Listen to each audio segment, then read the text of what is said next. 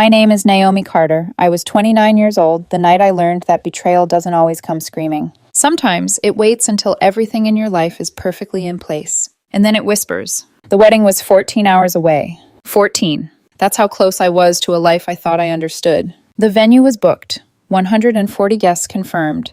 $38,000 already spent. 26 of that mine.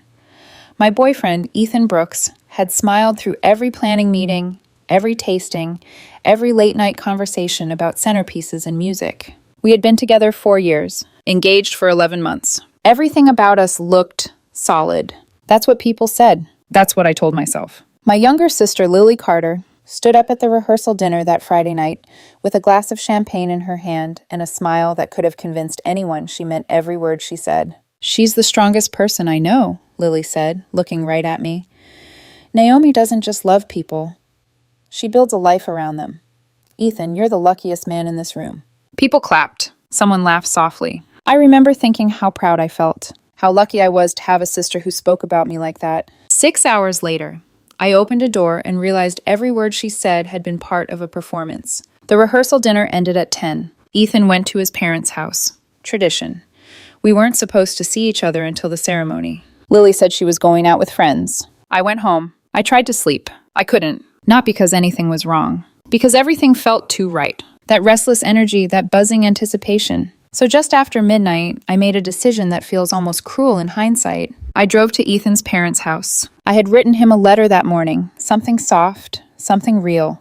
I wanted to leave it on his car so he'd find it before the ceremony. Something to make him smile. Something to mark the beginning of the rest of our lives. The house was dark when I got there, except for one light. The guest bedroom upstairs. I smiled. Of course he couldn't sleep either. I didn't knock. I had a key. He gave it to me a year ago. I slipped inside quietly, took off my shoes so I wouldn't wake his parents, and walked upstairs. The hallway was silent. The door was closed. And then I heard something. Movement. Low voices. I remember thinking, he's on the phone. Maybe one of his friends. Maybe nerves. I didn't think. I just opened the door, and there they were. Ethan and Lily, in bed, not talking, not explaining. Just there. The room felt too small for what I was seeing. Too normal. My wedding dress was hanging on the back of that door, 14 hours before I was supposed to wear it. And my sister was in the bed with the man I was about to marry. Ethan saw the dress first. Then he saw me. His face didn't change the way people describe in stories. It didn't twist or contort. It just collapsed,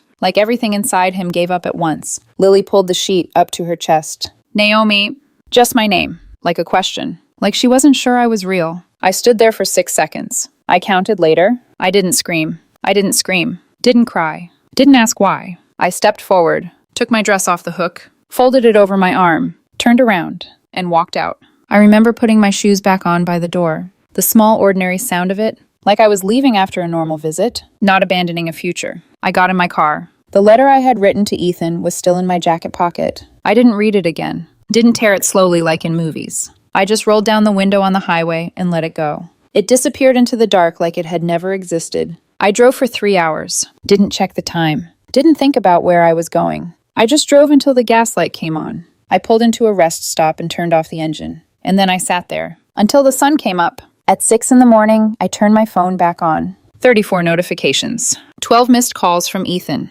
8 from Lily. 6 from my mother. 4 from my father. 2 from Ethan's mother. 2 from Ava. I opened one message. From Lily. "Naomi, please, it's not what you think." I stared at it for a long time. Then I opened my mother's. "Lily called us. We know what happened. We're devastated, but please don't cancel the wedding. We can work through this as a family.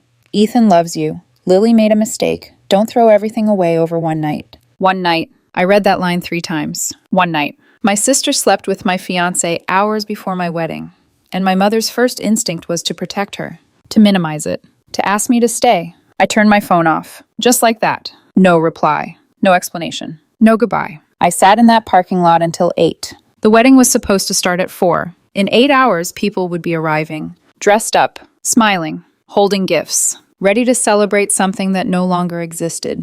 I made one call. Ava. She picked up immediately. "Naomi, where are you? Everyone's looking for you." "Rest stop," I said. My voice sounded distant, even to me. "About 3 hours out." Silence. Then softer. "I know what happened." Of course she did.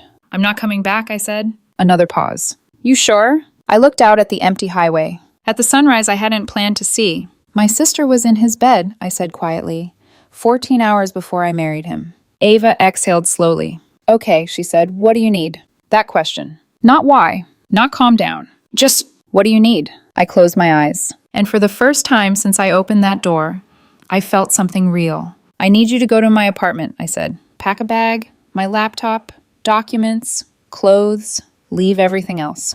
Where do I bring it? I'll text you. There was a pause. Then, Naomi? Yeah?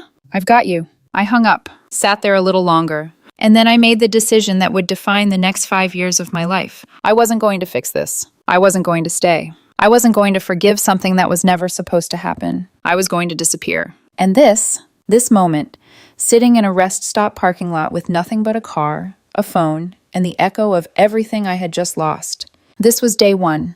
The wedding was officially canceled at 2 o'clock that Saturday afternoon. 140 guests were turned away from a venue dressed for a celebration that had already died before sunrise. Some of them had driven in from out of state. Some had booked hotel rooms.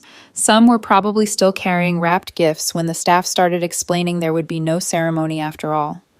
I wasn't there to see it, but Ava told me later the parking lot looked like a scene after a storm. People standing around in neat clothes, confused and embarrassed, waiting for someone to tell them what had happened. No one told them the truth, not at first. The truth was too ugly to say out loud in daylight. So instead, people used words like unexpected circumstances, private family matter. Something came up, as if a wedding just slipped through someone's hands, as if my life had not split open in a guest bedroom while my dress hung on the door like a cruel joke. Ava brought my bag to a roadside motel just after 1 in the afternoon. Not a hotel, a motel. One of those places with faded curtains, a flickering vacancy sign, and a comforter that looked like it had survived 100 bad decisions before mine. $52 a night, cash. I checked in under a name that wasn't mine because I didn't want to be found. When Ava knocked, I opened the door, and for a second she just looked at me. At the room. At the dress folded over the chair. At my face. Then she walked in, set the bag down gently, and said, "This is bad." I gave a hollow laugh. This is day 1. She didn't argue. Didn't tell me I'd be okay. Didn't offer me those useless, polished phrases people reach for when they want to sound comforting without actually touching the pain. Instead, she sat on the edge of the bed and said, "Your mother called me. She's begging me to tell her where you are." Don't. She said Lily is hysterical. I stared at the wall. She should be. She said Ethan is devastated too. That almost made me smile. Devastated. Such a dramatic word for people who had enough energy to betray someone and then act shocked by the consequences. Ava hesitated before she continued. She also said the venue is asking about cancellation fees. Of course. There it was. Not my heartbreak. Not my humiliation. Not the fact that their daughter and my fiancé had detonated my life the night before the wedding. The bill. The logistics. The accounting. I leaned back against the headboard and said, $4,800. Ava blinked. What? The cancellation fee. My voice came out flat. I know exactly what it is. I signed the contract. She watched me carefully. Let Ethan and Lily split it, I said. They shared a bed. They can share a bill. Ava didn't laugh, but she nodded, and somehow that mattered more. She stayed for an hour, long enough to make sure I had what I needed, long enough to hand me my documents folder, my laptop, my debit card I'd left in the apartment drawer, and the small lockbox with the few things I actually cared about. My grandfather's watch, my passport, some cash. The things that still belonged to me in a world that suddenly didn't feel like it did. Before she left, she stood near the door and said, "What's the plan?" I looked around the room, at the dim lamp, at the peeling paint near the window, at the wedding dress I still had not opened back up. And I said the only thing that felt true. I leave. For how long? Long enough? She held my gaze for a moment, then nodded once. Then leave for real, she said. Not halfway, not emotionally, not with one foot still turned back toward them. That was Ava. No performance, no softness for the sake of appearances. Just truth. And the truth was that if I stayed close enough to be reached, they would pull me back into the wreckage and ask me to be reasonable about my own destruction. So I didn't stay. Monday morning, I called a lawyer. Not because I wanted revenge, because I wanted out. His name was Daniel Strauss, business attorney. Sharp voice, efficient, not especially warm, which at that point felt like a gift. I told him I was leaving the state and needed to untangle what I could quickly. He asked the practical questions. Apartment lease, 7 months left. Shared savings account, 16,000. Retirement account, untouchable for now. Wedding losses, gone. Emotionally, I felt like I was speaking from underwater, but practically, I was precise. Numbers had edges, numbers made sense, numbers did not ask me how I was feeling. Strauss said, "Is your fiancé on the shared account?" "Yes." "Withdraw your half today." So I did, $8,000. I left Ethan's half untouched. That mattered to me more than it should have, even then, even after everything. I wanted no one to ever say I took what wasn't mine. By Wednesday, I resigned from my job. My boss tried to talk me out of it. "Naomi," he said, "take a leave. Don't throw away your career over a personal crisis." A personal crisis. It almost amused me how language shrinks devastation when people are afraid of it. I sat across from him, hands folded in my lap so he wouldn't see them shake. "I'm not throwing away my career," I said. "I'm starting over." He looked at me for a long time. Then he sighed, stood up, and offered his hand. "If you ever need a reference, call me." I shook it. That was the last kind thing anyone in my old life said without attaching conditions to it. Thursday, I packed my car. Everything I owned that mattered fit in the trunk and back seat. Clothes, laptop, important papers, a toolbox from the garage, the lockbox, the watch. That was it. 4 years with Ethan, 29 years of family history, a wedding planned down to the last flower stem. And in the end, the only pieces of my life worth carrying fit into a single vehicle. I left Friday morning, drove west. No dramatic soundtrack, no cinematic tears running down my face, just road, gas stations, stale coffee, and the strange numbness of someone outrunning a fire she can still smell in her hair. I chose Denver for one reason. I had never been there. No family, no memories, no familiar last name floating around. No risk of turning a corner and seeing the life I had almost had reflected back at me. Just mountains, distance, and anonymity. I rented a room in a shared house with 4 other women who were all passing through one kind of reinvention or another. $650 a month. Shared bathroom. Shared kitchen. Thin walls. Nobody asked questions. That was the first mercy the city gave me. The second came in the form of work. It wasn't glamorous. It wasn't even close to what I had been earning before. But 3 weeks after I arrived, I found a job with a general contractor. Entry-level project coordination mixed with whatever else needed doing. Organizing deliveries, tracking materials, running site paperwork, fixing mistakes nobody else noticed until they became expensive. $22 an hour, less than half what I used to make. I took it anyway. I needed money. But more than that, I needed structure. I needed a reason to get out of bed that had nothing to do with survival and everything to do with motion. Pain sits differently when your hands are busy. That became one of the first hard truths I learned in Denver. If I was lifting, sorting, measuring, correcting, solving, then for a few hours at a time, I wasn't the woman whose sister slept with her fiancé the night before her wedding. I was just Naomi, the one who knew how to fix scheduling gaps, the one who noticed when the supplier's numbers didn't add up, the one who could walk onto a chaotic site and quietly put things back in order. 3 months in, my supervisor, a man named Dwight, started trusting me with more responsibility. At first it was small things, then full site oversight when he had to be elsewhere, then managing crews that had no interest in being managed by anyone, especially not a woman who looked younger than she was and didn't waste time trying to charm them into respect. One afternoon, after I caught a permit issue that would have cost the company thousands, Dwight looked at me, shook his head, and said, "You run a site better than people who've been doing this 20 years. Where'd you come from?" I kept writing on the clipboard in my hand, "Somewhere I'm not going back to." He studied me for half a second. Then he shrugged. "Good enough for me." That was another thing I liked about Denver. Nobody needed my backstory in order to value what I could do.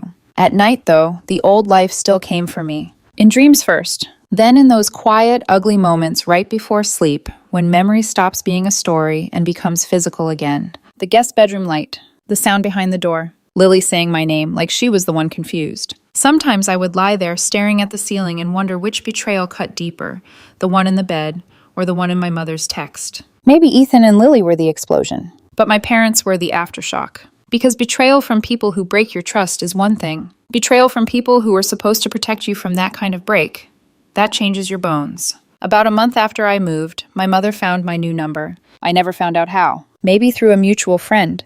Maybe through sheer obsession. Maybe because mothers who have spent a lifetime convincing themselves they mean well will cross more lines than they admit when they need access to the child they neglected. She called at 7 in the evening. I almost didn't answer, but some weak, foolish part of me still wanted to hear something impossible. An apology. Outrage. A mother who had finally remembered which daughter was betrayed. Instead, the moment I said hello, she started crying. Naomi, thank God, we've been looking everywhere. I stood in the narrow kitchen of that shared house with my hand around a chipped mug and said, I know, that's why I left. You can't just disappear, you have a family. I don't know where the coldness in my voice came from. Maybe it had been building for years. Maybe it arrived fully formed the moment I opened that bedroom door. I had a family. She inhaled sharply like I had slapped her. Lily is destroyed. She should be. Naomi, please, she made a terrible mistake. I laughed then, not because anything was funny, because there is a point where pain becomes so clean, so sharp, that laughter is the only sound left. A terrible mistake? I said.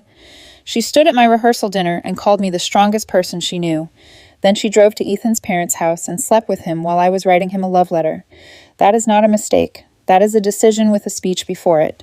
She went silent. Then, quietly, she's still your sister. I looked out the kitchen window into the dark yard behind the house. Watch me, I said. She kept talking. About forgiveness, about family, about how people do terrible things under pressure, about how Ethan had been confused, about how Lily was ashamed, about how everyone missed me. Missed me. What an insulting word. They didn't miss me. They missed what I used to do for them. The steadiness, the competence, the version of me that absorbed damage without making other people uncomfortable. When she finally put my father on the phone, his voice sounded older than I remembered. Come home, he said. We'll work through this. No, I said. Families recover from things like this. No, I said again. They don't. They just pretend until the pretending becomes the whole family. He tried to tell me Lily deserved a chance to make it right. And something in me snapped. Not loudly, not dramatically, just with absolute clarity. How? I asked. Tell me exactly how she makes it right. Does she unsleep with him? Does she unstand at that rehearsal dinner? Does she unmake me from the person who found them? Tell me what making it right looks like. He had no answer. Of course he didn't. Because what they wanted was not repair. It was access. Access to me. So they could spread the shame around and call it healing. I changed my number the next morning. Again. After that, my world became very small. Ava Strauss. My former boss, for references. My landlord. That was it. And strangely, it was enough. It had to be. Month by month, I built something steadier than hope. Routine. Work. Savings. Distance. By month 6, Dwight offered me a partnership on a small flip. He had a property with potential. I had $14,000 saved and a nervous system so disciplined by loss that risk no longer scared me the way it used to. We split materials 50-50. I handled the labor, the timelines, the contractors, the details. When it sold, the profit was $41,000. My half was $20,000 and change. I remember sitting in my car with the paperwork in my lap and crying harder than I had the night of the betrayal. Because for the first time since everything broke, something in my life had grown instead of collapsed. Not because anyone rescued me. Not because someone finally chose me. Because I had. Because I kept choosing myself every day in ways no one back home would have ever noticed unless they needed something from me. That night, alone in my room, I stood in front of the mirror and said out loud, "No one is coming." Then I took a breath and said, "Good." And I meant it. Because by then, I understood something I had not known when I still believed love and loyalty naturally traveled together. Sometimes the only way to survive betrayal is to become the person who stops waiting to be saved. While I was rebuilding my life in a city that didn't know my name, they were rebuilding a version of my old life without me. Ava didn't ask if I wanted updates. She just sent them. Not constantly, not in a way that dragged me backward. Just enough that I understood something important. I hadn't imagined anything. I hadn't overreacted. And I definitely hadn't lost something worth going back for. The first message came 3 months after I left. They're together. That was it. No explanation, no cushioning. Just 4 words that carried exactly the weight they needed to. Ethan and Lily. Official. Public. Normalized. I stared at that message for a long time, sitting on the edge of my bed in that shared house, my work boots still on, dust on my jeans from a job site I'd spent 10 hours organizing. It didn't hurt the way I expected it to. Not sharp. Not explosive. It felt inevitable. Of course they were together. People who cross that kind of line don't usually stop halfway. They justify it, build around it, turn it into something they can live with. And my family? They didn't just accept it. They hosted it. Sunday dinners. Laughter. Plates set at the table like nothing had ever happened. Except, there was one detail Ava added in her next message that stayed with me longer than anything else. They still set your place at the table. I frowned when I read that. What? Ava called me instead of texting. They put a plate out for you, she said. Every Sunday. Mom says it's in case you come back. In case I come back, I repeated slowly. Yeah. I leaned back against the wall. There was a strange, hollow feeling in my chest. They replaced me, I said, and then kept a ghost version of me for decoration. Ava didn't disagree. They miss who you were to them, she said carefully, not what they did to you. That was the moment something in me fully detached. Not broke, detached. Like a rope finally snapping after being pulled too tight for too long. I stopped wondering what they were thinking. Stopped imagining conversations that would never happen. Stopped hoping, on any level, that someone would wake up and say, this was wrong, because they had already chosen. And people don't usually revisit choices that benefit them. 2 months later, Ava sent another message. This one longer. Lily's pregnant. I read it once, then again. Then I set my phone down and went to the sink to wash my hands, even though they were already clean. I remember the water running longer than it needed to, the way the sound filled the small kitchen, the way my reflection in the window looked like someone else entirely. Pregnant. My sister, with the man I was supposed to marry. My family celebrating a future that came directly from the night that destroyed mine. Ava called later that evening. They announced it at dinner, she said. Your mom cried. Your dad shook Ethan's hand. I closed my eyes. Happy tears? Yeah, of course. Of course they were happy. Because to them, the story had already been rewritten. It wasn't betrayal anymore. It was a relationship. A baby. A new beginning. The kind of narrative that lets people sleep at night without confronting the damage they've done. And then Ava said something else. Something that didn't hit immediately. Something that took a full second to land. They're naming him Owen. The room tilted. Not physically. Emotionally. Like something inside me lost its footing all at once. Owen, I repeated. Yeah. I sat down slowly at the kitchen table. Owen. My grandfather's name. The name I had told Ethan about on our third date. The name I had said, half joking, half serious. If I ever have a son, that's what I'll call him. A small, intimate piece of me. A future I had imagined quietly, privately, without knowing it would be taken and repurposed like everything else. She remembered, I said. Ava didn't respond right away, because there was nothing to say. Of course Lily remembered. That was the point. I didn't cry. Not that night. Not the next day either. I just stopped looking at my phone for a while. 2 full days. Work. Sleep. Eat. Repeat. No updates. No reminders. Just silence. Because some things don't break you loudly. They settle into you, and then they change the way you exist. By the time I picked my phone back up, something in me had hardened. Not in a bitter way, in a structural way, like a building reinforced after a collapse. I still felt things. I just didn't let those feelings dictate my direction anymore. And that's when everything started to accelerate. Year 2. Dwight and I completed 3 more property flips, each one better than the last. Each one teaching me something new about timing, materials, negotiation, risk. I saved aggressively, invested carefully, and by the end of that year, I had enough to do something that felt impossible 12 months earlier. I opened my own company, Carter Property Solutions. The name mattered, not because it tied me to my family, but because it reminded me that I had built something out of what they couldn't break. My first solo project was a small 2-bedroom bungalow I bought at auction. It needed everything. New wiring, new plumbing, structural corrections, time, patience, discipline, 4 months of work. When it sold, the profit was $47,000. I remember standing in that empty living room after closing, sunlight coming through the windows and thinking, this is mine, not given, not shared, not dependent on anyone who could take it away. Mine. While I was building that life, theirs was starting to crack. Ava kept me informed. Not because I asked. Because she understood that distance doesn't mean ignorance. It just means control over how much you let in. 8 months after I left, Ethan lost his job. A fight with his manager. Impulsive. Predictable. My parents started covering Lily's rent. $1,400 a month. Year 1. The baby's here. A boy. Owen. I read that message sitting in my car after a long day on site. I stared at the name again. Then I locked my phone and drove home without responding. Some things don't need commentary. Year 2. Your parents took out a loan. $120,000. For Ethan. A restaurant idea. I actually laughed when I read that. Not because it was funny. Because it was inevitable. Ethan couldn't manage consistency in a relationship, but my parents believed he could run a business. That told me everything I needed to know about how deeply they needed their version of reality to be true. He's never worked in a kitchen, Ava added. Of course he hadn't. But he had charm, confidence, the same qualities that made him feel exciting. And those qualities are often mistaken for competence by people who want to believe in someone. The restaurant lasted 11 months.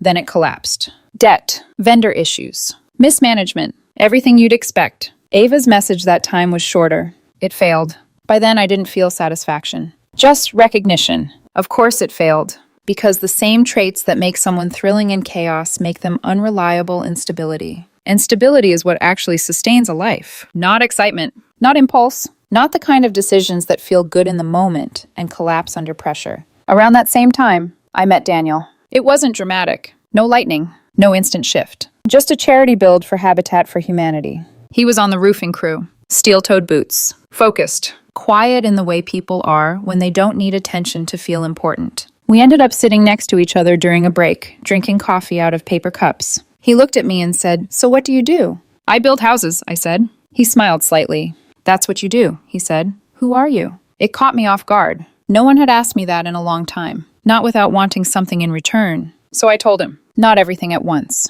but enough. The wedding, the betrayal, the drive, the rebuilding. He didn't interrupt. Didn't react dramatically, just listened. And when I finished, he said something that stayed with me. "You drove away instead of destroying everything around you," he said. "That's either the strongest thing I've ever heard or the loneliest." I held his gaze. "It's both," he nodded. Then he said, "What do you want now?" That question, again, but different this time. Not about survival, about direction. I thought about it, about everything I had lost, everything I had built, everything I refused to lose again. "I want something no one can take from me," I said. He didn't hesitate.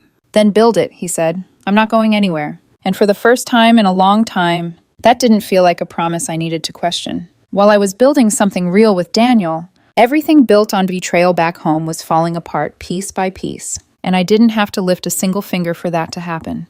5 years later, I was sitting on the back porch of a house I owned. Not rented, not shared, owned. 3 bedrooms, clean lines, quiet street, the kind of place that didn't need to prove anything to anyone, the kind of place that felt finished. Daniel was inside, moving around in the kitchen, the soft clink of dishes carrying through the open door. The late afternoon sun stretched across the yard, warm and steady, the mountains in the distance catching that golden edge that makes everything look softer than it is. My phone buzzed on the table beside me. A message from Ava. Long, longer than usual. That was the first sign. I picked it up slowly. Read it once. Then again. Then a third time, just to make sure the words didn't change. They didn't. They're losing the house. I leaned back in the chair, the wood creaking softly under my weight. Ava didn't send dramatic messages. She sent facts. And the facts were simple. My parents had taken out loans they couldn't afford. They had poured money into Ethan's failed restaurant, covered Lily's rent, paid off debts that weren't theirs, drained my father's retirement. And now, they were drowning. $4,100 a month in payments. $2,400 in income. Numbers don't lie. They just wait. Wait until the gap between reality and denial becomes impossible to ignore. I read the rest. Foreclosure notice filed. My father's health declining. Lily still living at home. Contributing nothing. Working just enough to survive. Sending money to Ethan for their son. The same son named after my grandfather. The same life they had all chosen over me. I set the phone down. Looked out at the yard. At the house. At the life I had built piece by piece, decision by decision, without any of them. And I felt nothing. Not satisfaction. Not anger. Just a quiet, steady understanding. This was always where it was going to end. 3 days later, my phone rang. Unknown number. I almost didn't answer. But curiosity is a strange thing. It doesn't always come from hope. Sometimes it comes from closure. So I picked up. "Hello?" There was a pause. Then, "Naomi, please don't hang up." My mother, her voice thinner than I remembered, worn down by something time couldn't hide. I didn't say anything for a second. Then, "Talk." She exhaled shakily, like she had been holding her breath for years. "Everything fell apart," she said. I leaned back in my chair. "I know." Silence. Then, smaller. "You know, Ava tells me everything." Another pause. Longer this time. As if she was trying to figure out how much of the story I already held in my hands. "We made mistakes," she said finally. "Terrible mistakes. But we need help. We need you to come home." There it was. Not "we're sorry." Not "we were wrong." Not first. Need. I let that sit between us for a moment. Then I said quietly, You chose her. Her breath hitched. Naomi. You chose Lily, I continued. Over and over again. At the wedding. After the wedding. Every decision after that. We thought, I know what you thought, I cut in. You thought I would stay, that I would forgive, that I would absorb it and keep everything running the way I always did. She started crying. I was wrong, she said. We were wrong. Your father was wrong. We should have stood with you. We should have. You should have, I said. And for the first time in 5 years, I didn't feel the need to soften it. Didn't feel the need to make her feel better about what she hadn't done. Because that had been my role for most of my life. And I was done playing it. We're going to lose the house, she whispered. 31 years. Naomi, please. You were always the one who fixed things. I looked around my porch. At the railing I had painted myself. At the steps Daniel had rebuilt last spring. At the small imperfections that made everything feel real. I said. And instead of choosing the one who fixes things, you chose the one who breaks them. She sobbed quietly on the other end. Please come home, she said. We can fix this together. I closed my eyes for a second. Not because I was considering it, because I needed to feel the full weight of the moment. The symmetry of it. 5 years ago, I stood in a rest stop parking lot with $8,000, a packed car, and a family that told me to forgive the people who destroyed me. Now they were standing in the wreckage of their own decisions, asking me to come back and fix it. No, I said. The word landed clean. Final. She broke then. Not dramatically, just quietly, like something inside her finally gave way. Naomi, please. I ended the call. She called again. And again. I didn't answer. She texted, Your father is sick. Lily can't help. We need you. I stared at the message. Then I locked my phone. That night, Daniel found me sitting in the same chair, the sky dark now, the air cooler. He didn't ask right away, just sat down beside me, close enough to feel, not close enough to push. After a while, he said softly, You okay? I let out a slow breath. My mom called. He nodded once. Yeah. I looked out into the dark. They're losing the house. Another nod. Silence stretched between us. Comfortable. Real. They want me to come back, I added. He didn't react. Didn't say what I should do. Didn't try to guide me. He just said, What do you want? That question again. But this time the answer was already there. Clear. Steady. Unshakable. I'm not going, I said. He reached over, took my hand. That sounds like a decision you didn't make lightly. It wasn't. We sat there for a while, and then I said something I hadn't expected to feel. My dad cried, I said. First time I've ever heard that. Daniel squeezed my hand gently. That's hard. Yeah, I swallowed. There was something in my chest. Not anger. Not guilt. Grief. Old grief. The kind that doesn't disappear just because you've built a better life. The kind that lives quietly in the space where family used to be. I know I don't owe them anything, I said. You don't, he replied. I know, I said again. But knowing and feeling aren't the same thing. He nodded. No, he said, they're not. He didn't try to fix it. Didn't try to resolve it. Just stayed. And that was what love actually looked like. 6 weeks later, Ava sent one final update. The house sold. $198,000. After debts, $14,000 left. 31 years. Reduced to a number that barely covered a year of rent. My parents moved into a small 2-bedroom apartment. My father's health continued to decline. My mother kept working. Lily finally moved out. Studio apartment. Still unstable. Still surviving instead of building. Ethan.